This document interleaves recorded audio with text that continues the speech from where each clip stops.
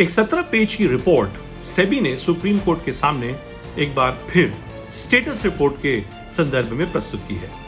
इस 17 पेज की रिपोर्ट में सेबी का दावा है कि उसके सामने जो 24 यक्ष प्रश्न रखे गए थे, उसने इन सभी 24 यक्ष प्रश्नों के प्रत्यक्ष जवाब तलाश लिए हैं। इन 24 में से 22 केसेस में सेबी का कहना है कि उसकी इन्वेस्टिगेशन पूर्ण रूप से खत्म हो चुकी है, समाप्त हो चुकी है। एक केस में वो एक अंतरिम स्तर पर है और सिर्फ एक केस ऐसा है जहां पर सेबी के सामने अभी भी सारे आंकड़े नहीं हैं। और शायद ये जो इकलौता एक केस है वो सिर्फ इस बात के ऊपर आधारित है कि सेबी के पास वो देश, वो विदेशी मुल्क जिनको टैक्स हेवन कहा जाता है, जहां पर प्रिवेसी के लॉज शायद बड़े स्ट्रिक्ट हैं, जहां पर आपको शेयर होल्डिंग पैटर्न के बारे में आपको इतनी आसानी से जानकारी नहीं मिल सकती। खाली उस एक केस में इन चीजों के चलते सेबी ने अपनी इन्वेस्टिगेशन पूरी नहीं की है। सेबी ने इन 17 पेज की रिपोर्ट में यह कहा है कि उसने जितने भी सवालों के जवाब लिखकर सुप्रीम कोर्ट को दिए हैं, वो सब सरकार के सबसे वरिष्ठ, जो सबसे उच्चतम हल्फे हैं, वहां से हस्ताक्षर होकर आया है, वहां से उनको अप्रूवल मिल चुका है।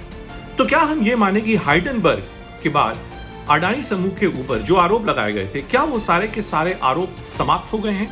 क्या उन आरोपों का कोई औचित्य नहीं है? मुझे लगता है अभी भी ये मसला पूरा खत्म नहीं हुआ है, क्योंकि सेबी अपने आखिरी 2 पैराग्राफ्स में इस रिपोर्ट में यह कहता है कि उसने जो इन्वेस्टिगेशन की है अब तक, वो इस इन्वेस्टिगेशन के बिना पर जो भारतीय कानून कहता है उस प्रकार की वो कार्रवाई करेगा।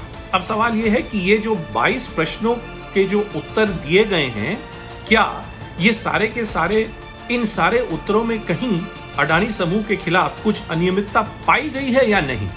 वाकई जो सबसे बड़ा यक्ष प्रश्न था कि स्टॉक मार्केट मैनिपुलेशन हुई है, कि कुछ अडानी समूह की जो कंपनियां हैं उनके स्टॉक प्राइसेस को आर्टिफिशियली बढ़ाया गया, इन्फ्लेट किया गया, क्या वाकई इस प्रश्न का हमारे पास सटीक जवाब है या नहीं? इसके ऊपर अभी भी एक कोई ठोस जवाब सेबी की ओर से फिलहाल नहीं आया है। श्रेष्ठ भारत पर खबरों से जुड़े रहने के लिए चैनल को सब्सक्राइब करें, बेल आइकन दबाएं और देखते रहें श्रेष्ठ भारत।